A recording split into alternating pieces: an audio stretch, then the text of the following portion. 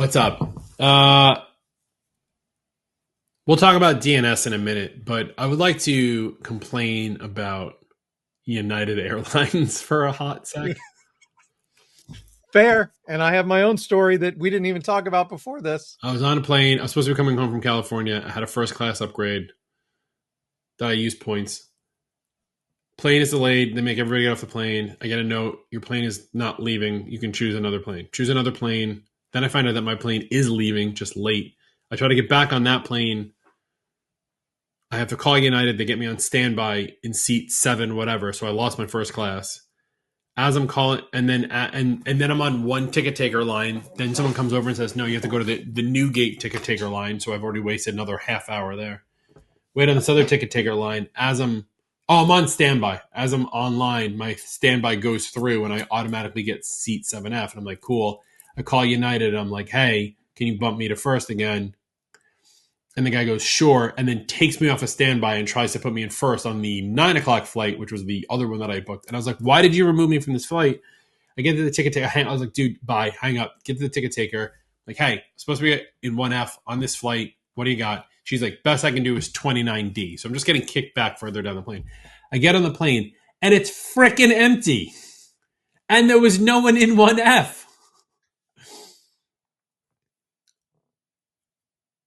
I slept for an hour. I got home at 4 a.m. My Whoop, which is my sleep tracker, was like, the next day was like, you need better sleep. Keep in mind, I slept from 4 a.m. to about 12:15. And then I woke up in a panic because we had to go pick up Roman from the bus because he came home from camp.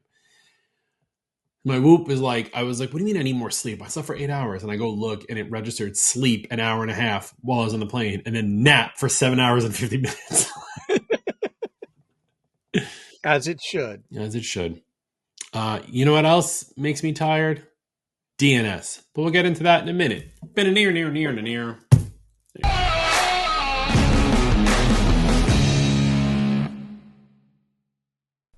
Customers don't want to have their support call answered by a bot. And if a real live human being answers the phone, they don't want to have to struggle to understand them. What your customers do want is a tech support specialist who speaks plainly, clearly, and has the skills and knowledge to help solve their issue. You want your customers to enjoy that kind of excellent experience. Give your customers what they want without blowing your budget by partnering with Helped. Helped's US-based experts answer 24/7 by 365, serving as your help desk. Check out atmsp.link/helped. That's atmsp.link/HELPT for more info. Traditional vulnerability management is outdated, disruptive, and costly. Nodeware offers MSPs a better solution. Continuous 24/7 vulnerability scanning, even during business hours, with no network impact. Deploy it remotely via software agents and sensors, eliminating the need for extra hardware and on-site visits, saving you time and money. The multi-tenant dashboard with built-in remediation guidance and patch management makes it easy to identify, manage, and remediate vulnerabilities quickly, helping you better protect your clients.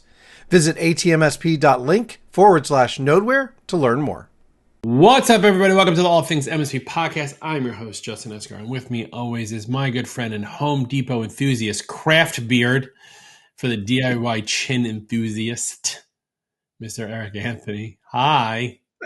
And see, I thought that craft beard was going to be like craft beer, and Craft's beard. It was a lot better than so craftsman, yeah. Crafts beard. Okay, I could have done Milwaukee Fuzz.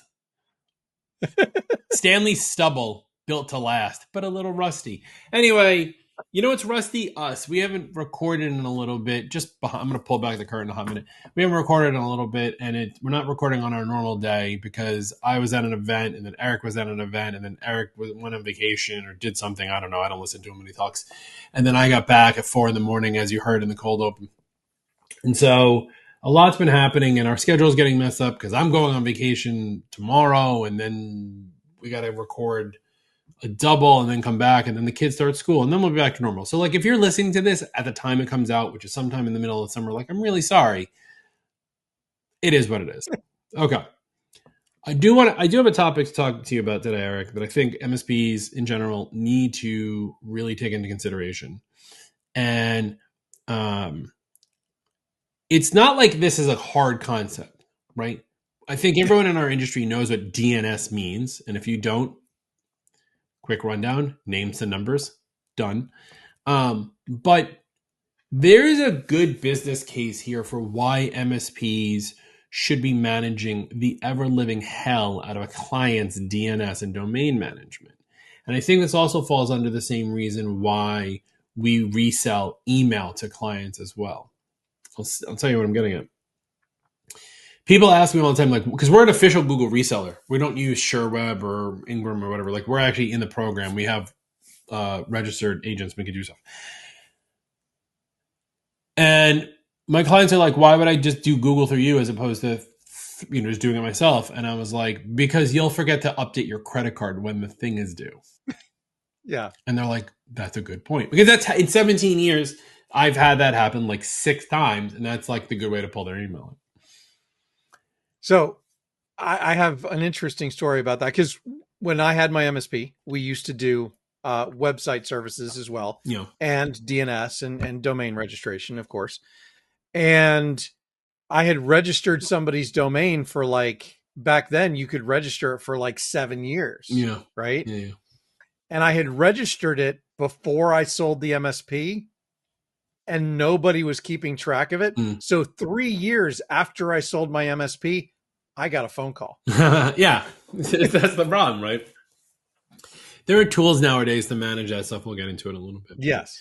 But I think also the big one is I always love to get that phone call and somebody freaks out. They're like, our email's not working. And lo and behold, the reason their email's not working is actually they forgot to renew the domain entirely, right? That's the kickoff here. And this actually just happened to a client 2 weeks ago of ours. And the problem with domains just in general is you're not taken seriously unless you have a good website. Go back to our website episode about having a good website. And so if you don't have a valid domain for your business or your clients, their businesses, you're not going to you don't have a real business, in my opinion. I'll call a spade a spade. If virtual computers is going around saying we're virtual computers for this, and then you kind of go to virtualcomputers.com and it did not exist, shady, not real business. It's a digital business card, as it were. So there's so much that gets taken, and the problem with it, in my opinion, is that it's such a minuscule part of the business that people forget about it all the time. So yes, I think that's the way it used to be, right? When DNS primarily meant that's where your website and your email was pointed to, right? But now, because it is so much more than just the website and the email, it's basically part of your networking. I think that's where, it's kind of dropped, because it was something that was just in the scope of email and website. But today it's so much more than that, because we're connected in more ways. But people haven't recognized that, and so many MSPs have not picked up DNS and domain services. And all of the hold on, but are you alluring to you're talking about using DNS within the network to protect the network? Is that what you're alluring to? No, I'm talking about making sure that all of the external resources of the client maintain consistently pointed to correctly. Yeah. That's keep in mind though. Now that I'm thinking about this, yes, there's 2 ways to do DNS, right? We have external, we have internal. So let's talk about external first, right? So we're talking about domain management, DNS, external use, stuff like that. What's funny is I get into this conversation a lot with a couple of my friends, and everyone's always like, who's the best domain registrant? And I'm like, they're all the same. I know people are they're very much anti-GoDaddy because 10 years ago, the CEO shot an elephant or some shit. I don't know. But all my domains are with GoDaddy. I'm not anti-elephant. Don't come at me. I don't want your tweets and emails. But like, it's just because they were. But like the argument of like, well, Namecheap is cheaper than GoDaddy. They're cheaper than Hover, like by pennies. The problem is like a domain is so cheap at this point.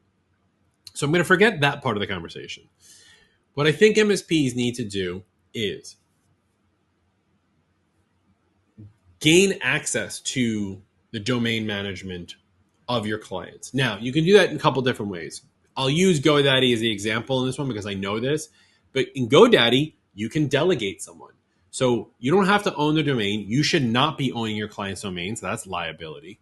But you can walk your client through getting a domain with GoDaddy, and you can walk your client through adding you as a delegated access. This way you don't have to share the password. That's one option. The other thing I tend to do is let the client buy the domain. I walk them through buying it for like 10 years or whatever. I point their domain to Cloudflare, where I have an account, so I can do all the DNS management. And then I use Liongard to monitor the domain expiration, right? Liongard's a great tool for this because we actually have it set up that if a domain has 30 days before it needs to renew, even if it's on auto renewal, it kicks a ticket to our PSA and we can be on top. So the client bought the domain for 10 years. They've clearly forgotten where it is or how to get to it or whatever because there's been 17 office managers in the meantime.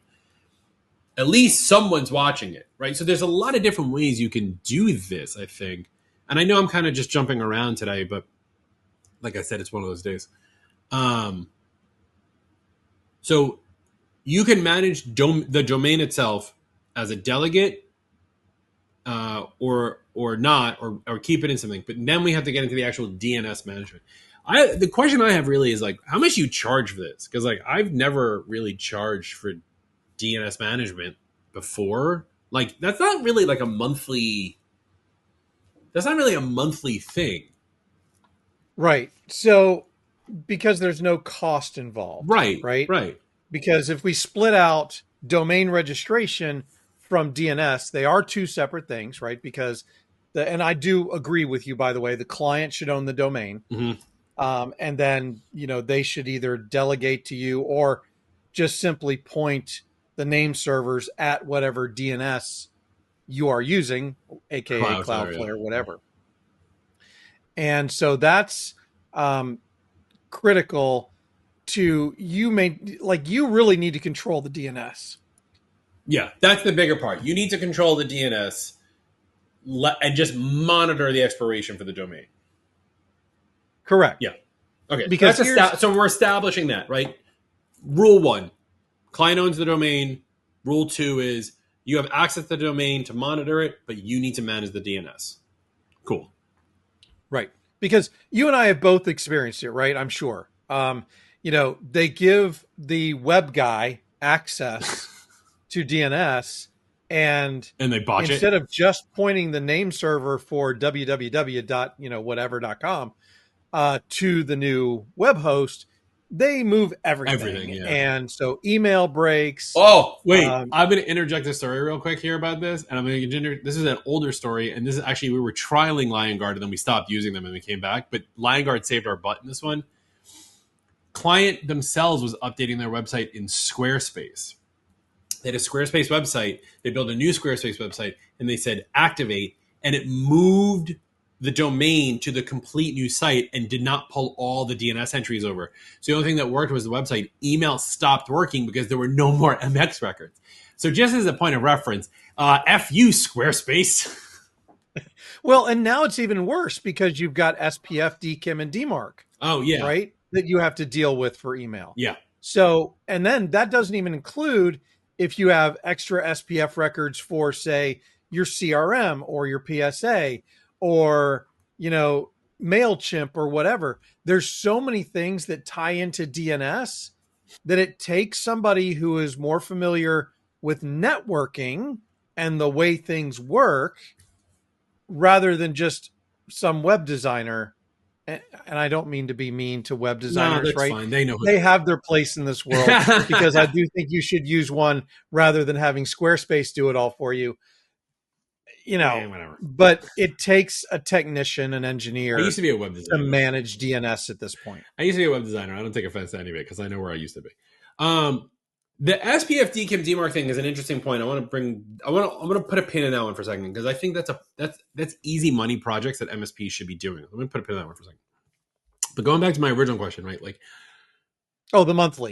Sorry, right? Yes. The month. Like, I don't think I think you have to just wrap it in for a few bucks into your monthly services. Because how often are you making, short of SPF DKIM DMARC, because maybe they're switching from MailChimp to Constant Contact or whatever, but like, you're not making DNS changes all that often.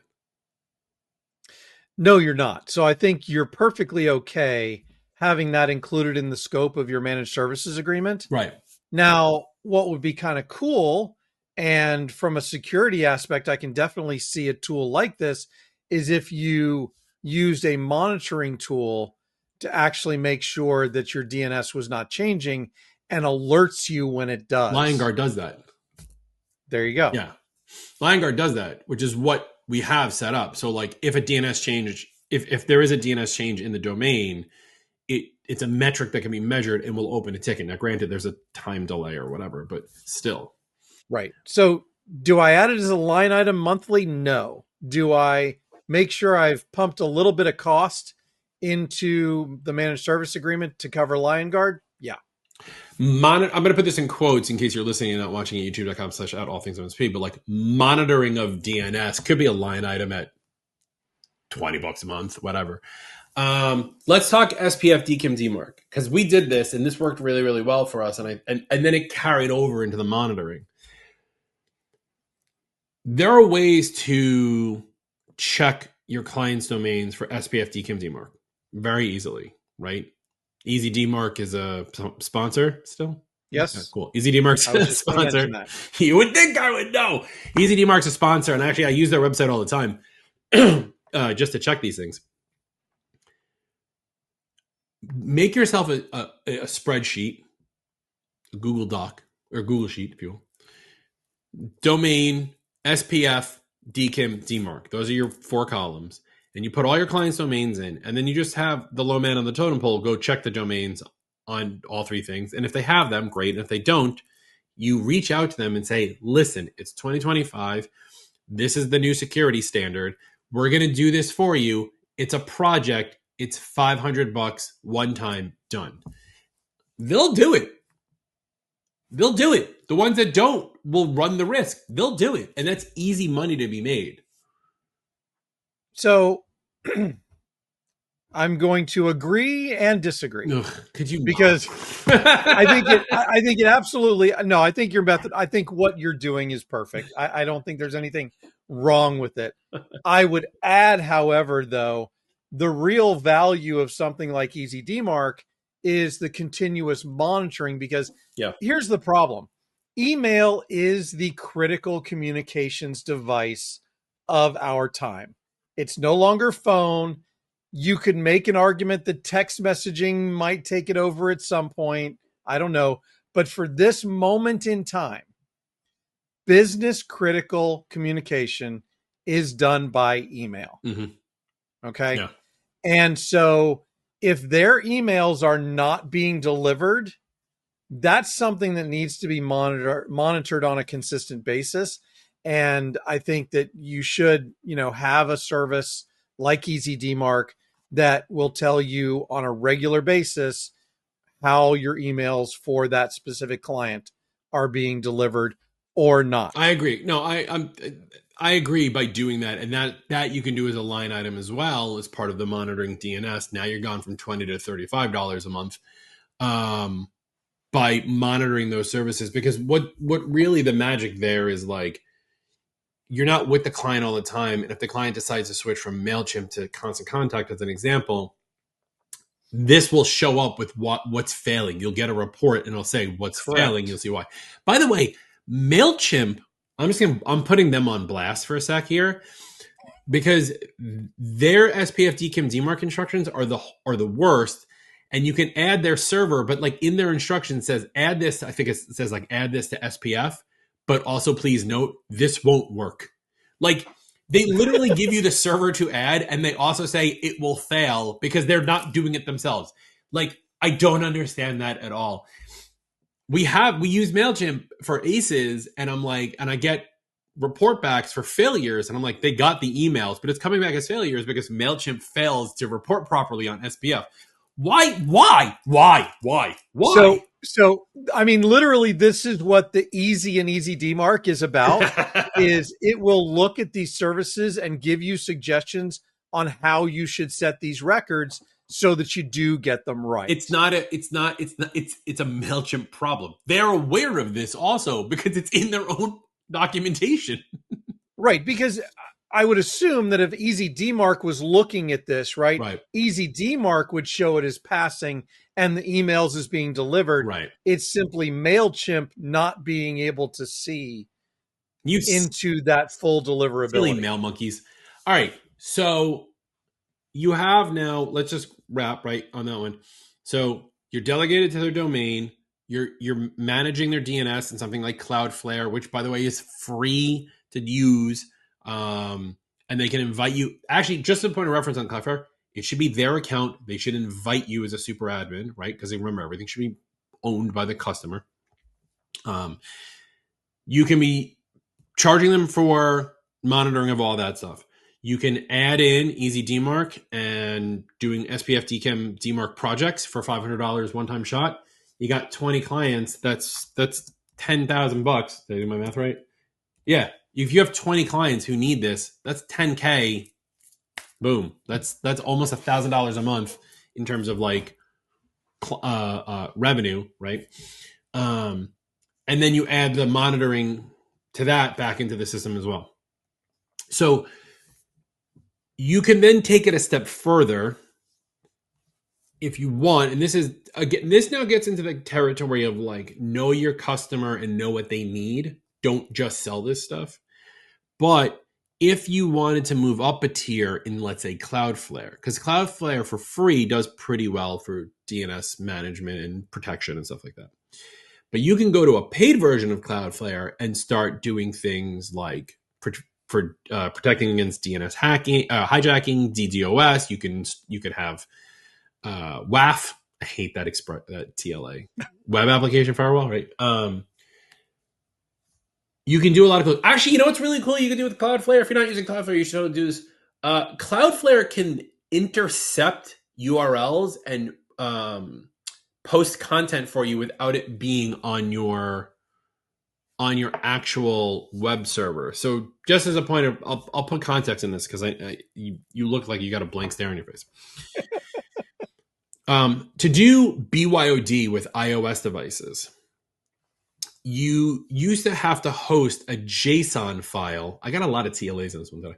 You used to have to host a JSON file on your web server, and that JSON file would tell the iOS device where the MDM server is and which data points it needs in order to enroll into MDM without actually fully enrolling into MDM. Cool? So you used to have to host that JSON file on your web server. Cloudflare lets you build, I'm blanking on the name, but I'll pull it up in a second here, like this little piece that will intercept that URL. So instead of having virtualcomputers.com /.wellknown.apple.json or whatever the file was, you can actually have this thing. Hold on, I'm pulling it up. Live time. We do this real here. A worker route. That's what they call it. You got to have a worker route. And so what that does is if someone hits that URL, it can supply the code as opposed to having the thing on my domain. So it actually protects my web server from getting hammered. Now, granted, all of this is for naught because there's another way to do this using Apple Business Manager, but that's irrelevant. That's another topic. But like you can do cool stuff like that. And that part's in the free one. But there are so many other plans. So just going from free to pro for $20 a month, you can defend against common attacks like OWASP, vulnerabilities with WAF, protect against zero-day threats with WAF, detect and challenge easy-to-detect bots, prioritize key sites, intelligent caching for WordPress, one-click optimization, and cache analysis for CDN. So like there's stuff you can do if you bump up, and you can add that extra level of security for your customers. Again, it depends on your customer. Right. if your client needs compliance to your security, this totally makes sense. If your client wants to smoke weed and draw pictures, as I say so often, maybe not. Or if their business depends on their website and the transactions created on that website, upgrading to something that's going to protect it to a higher degree is going to be worth it to them. Now, we could talk about, you want to talk about internal DNS, or do you want to only stay with external for this one? I think we've probably covered that for as much as we need to cover for today. And internal could be a whole separate discussion. Cool. Stay tuned for part 2 of DNS and domain management and how you can make money, coming at you soon. It's always DNS. I guess that's the end of the episode. Oh, wow. We really have learned things in the last 2.5 years of doing these, haven't we? Nope. Try better next time. Check us out, facebook.com/group/all things MSP. Let us know what you're doing for DNS and hate on my GoDaddy loving over there. Check us out on High Def Glory and Eric's Beautiful Lights, youtube.com/all things MSP. Follow us on all of your favorite podcasting tools. Like, subscribe, ring the bell, do all those things. Make us happy. We're ego driven. I don't know if you guys know this or not, but we definitely are. Eric, any last DNS words for the audience there? Just it's always DNS. See, you said that, and I'm going to have to go. You owe somebody a quarter now because someone has that trademarked, and I know who it is, and I'll tell you about it after the episode. I will never say those words. It is true. I'm not going to lie. It is true, but I will never say those words in that order. Because of that. Because of that trademark. Okay. Yeah, we'll deal with that later. That's Eric. I'm Justin. Bye.